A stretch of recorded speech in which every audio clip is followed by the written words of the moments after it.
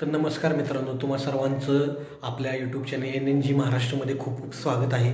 तर मित्रांनो, सगळ्यांचा आवडता, सगळ्यांचा लाडका, बिनजोडचा बादशाह म्हणून ज्याला ओळखलं जातं त्याच्या बाबतीत म्हणजेच की मथुर, बिनजोडचा बादशाह मथुरच्या विषयी सगळ्यात मेन आणि महत्त्वाची अपडेट द्यायची आहे।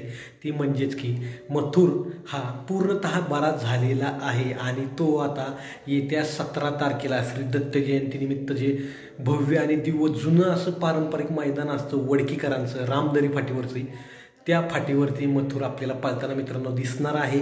आणि डिसेंबर महिन्यातच म्हणजेच की अख्खा महाराष्ट्र ज्या मैदानाची आतुरतेनं वाट पाहतो, जुनं पारंपरिक आणि मानाचं असं मैदान, ते म्हणजेच की सेवागिरी महाराज प्रसन्न पुसेगाव हिंद केसरी मैदान। तर या मैदानावरती पण आपल्याला मथुर मित्रांनो पाहता येणार आहे। आता मथुरनं भरपूर असा संघर्ष केला आहे, कारण का त्याला आतामध्ये लंपी होऊन गेला। आता पूर्णतः भरपूर म्हणजे भरपूर राहुलदादा पाटील, शुभमदादा यांच्या अथक प्रयत्नांच्या नंतर आता आपला जो मथुर आहे तो पूर्णतः फिट झालेला आहे आणि आता तो पाळण्यासाठी एकदम तयार आहे।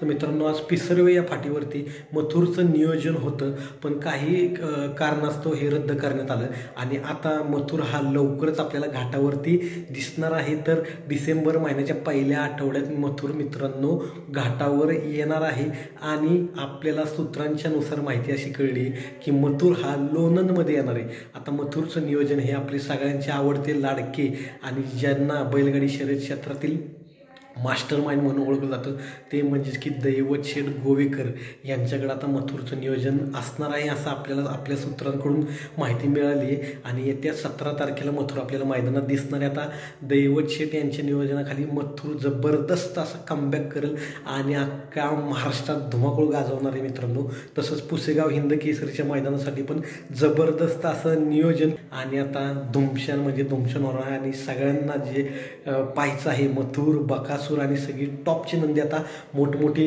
मैदानं जवळ आलेली आहेत। जसं की 17 तारखेचं आपलं श्री दत्त जयंतीचं वडकीकरांचं मैदान, तिथं पण सगळी पाहायला भेटणार आणि त्याच्यानंतर पुसेगाव हिंद केसरी कोण होणार, पुसेगाव हिंद केसरी 2024चा मानकरी, हे आता आपण पाहूया। कारण का सगळ्यांनीच कंबर कसलेली आहे आणि सगळी बैलं आता यासाठी प्रयत्न करत आहेत, तयारी करत आहेत जोमानं, जबरदस्त अशी सगळीकडे तयारी चालली।